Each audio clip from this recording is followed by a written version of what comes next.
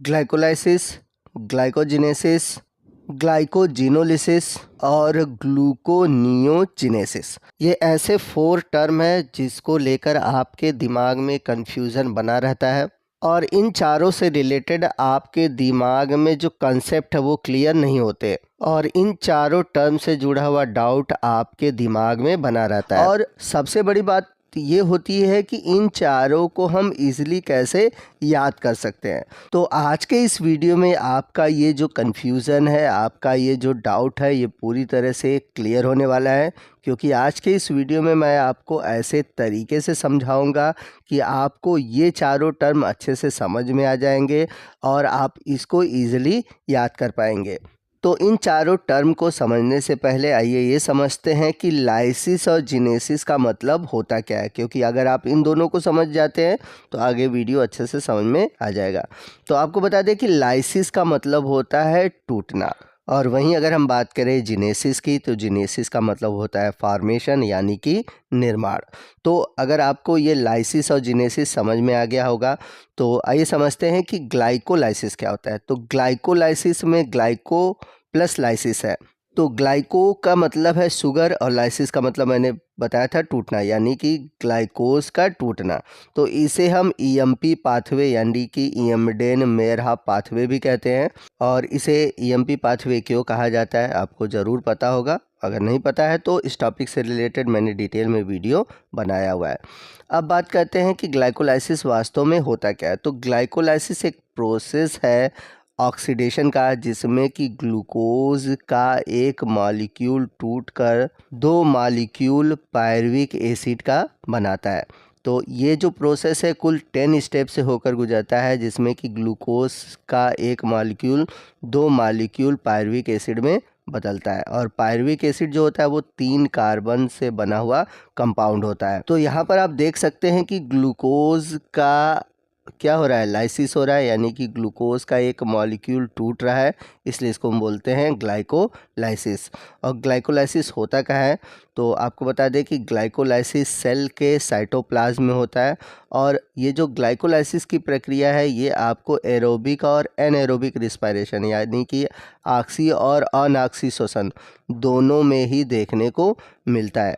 तो कहने का मतलब ये है कि ग्लाइकोलाइसिस एक ऐसा प्रोसेस है जो कि आपको एरोबिक और एनएरोबिक दोनों में ही देखने को मिलता है। अब यहाँ पर मैं आपसे एक क्वेश्चन पूछना चाहूँगा, मैं देखना चाहता हूँ कि आपको क्या इसका आंसर पता है या फिर नहीं है। तो क्वेश्चन ये है कि ग्लाइकोलाइसिस के बाद चलता है क्रेब्स साइकिल, अगर एरोबिक रिस्पायरेशन हो रहा है तो आपको बताना है कि क्यों क्रेब्स साइकिल एनएरोबिक रिस्पायरेशन में नहीं चलता है। ग्लाइकोलाइसिस तो चलता है, क्यों क्रेब्स साइकिल नहीं चलता है। इसका आंसर आप हमें कमेंट करके बताएंगे। अगर आंसर नहीं भी पता है तो आप कमेंट करिएगा, मैं इसको कमेंट के थ्रू आपको आंसर बता दूंगा। आइए चलते हैं नेक्स्ट ग्लाइकोजिनेसिस की ओर। तो ग्लाइकोजिनेसिस क्या होता है, it is the conversion of excess of glucose into glycogen by liver cell with the help of insulin hormone. तो जब हमारे शरीर में ग्लूकोज की मात्रा बढ़ जाती है तो पैंक्रियास से सीक्रेट जो इंसुलिन हार्मोन्स है वो ग्लूकोज को ग्लाइकोजन में बदल देता है, और ये जो ग्लाइकोजन है वो जाकर इकट्ठा होता है लीवर सेल में। तो जब ग्लूकोज को ग्लाइकोजन में बदलकर लीवर सेल में इकट्ठा किया जाता है तो ये जो प्रोसेस है ये कहलाता है ग्लाइकोजिनेसिस। तो यहाँ पर आप देख सकते हैं ये दो नाम ग्लाइकोजन और जिनेसिस से मिलकर बना है। तो ग्लाइकोजन यानी कि ग्लाइकोजन और जिनेसिस का मतलब होता है निर्माण, यानी कि इसमें ग्लाइकोजन का निर्माण हो रहा है। चलते हैं तीसरे टर्म की ओर जो कि है glycogenolysis. It is the conversion of glycogen into glucose by the liver cell with the help of glucagon hormones. तो ये जो ग्लाइकोजिनोलाइसिस है ये ग्लाइकोजिनेसिस का जस्ट उल्टा है। ग्लाइकोजिनेसिस में क्या हो रहा था कि ग्लाइकोजन का निर्माण हो रहा था, किससे हो रहा था, ग्लूकोज से। और इसमें क्या होगा ग्लाइकोजिनोलाइसिस में, इसमें ग्लाइकोजन से वापस ग्लूकोज बनता है, और इसके लिए कौन सा हार्मोन्स चाहिए होता है, ग्लूकेगॉन हार्मोन्स। तो अगर हमारे शरीर में ग्लूकोज का अमाउंट बढ़ता है तो उसको कंट्रोल करता है इंसुलिन, और ग्लूकोज की मात्रा घटती है तो उसको कंट्रोल करने का काम करता है ग्लूकागॉन हार्मोन्स। और दोनों ही हार्मोन्स हम सभी जानते हैं कि ये स्रावित होता है पैंक्रियाज से। तो हम सभी जानते हैं कि पैंक्रियाज में आइसलेट्स ऑफ लैंगरहैंस होते हैं, जिसमें कि अल्फा और बीटा सेल की कोशिकाओं से इन दोनों हार्मोन्स का स्रावण होता है। तो बीटा सेल से सिक्रीट होता है इंसुलिन और अल्फा सेल से सिक्रीट होता है ग्लूकागॉन। अब चलते हैं लास्ट टर्म की ओर, जो कि है ग्लूकोनियोजेनेसिस।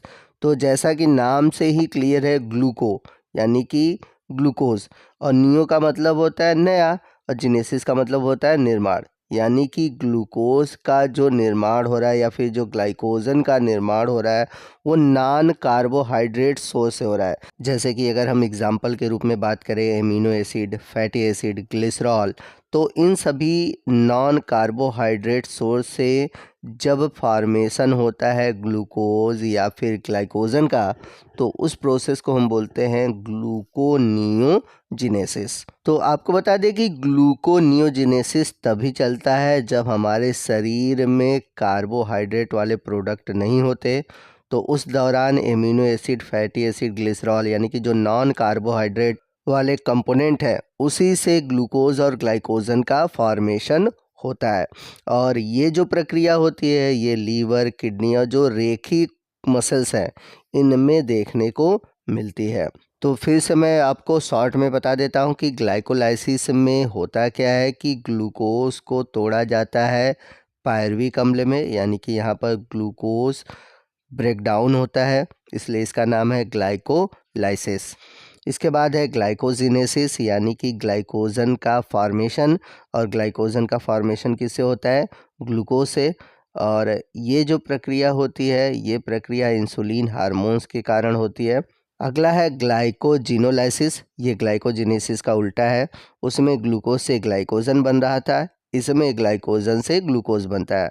और इसके लिए हार्मोन्स की जो ज़रूरत होती है वो होती है ग्लूकागॉन हार्मोन्स, और दोनों ही हार्मोन्स पैंक्रियाज से सिक्रीट होते हैं। इसके बाद लास्ट है ग्लूकोनियोजेनेसिस, यानी कि ग्लूकोज का जो फॉर्मेशन होता है नए पदार्थों से, जैसे कि नॉन कार्बोहाइड्रेट पदार्थों से होता है, amino acid, fatty acid, glycerol, तो उसे हम बोलते हैं ग्लूकोनियोजेनेसिस।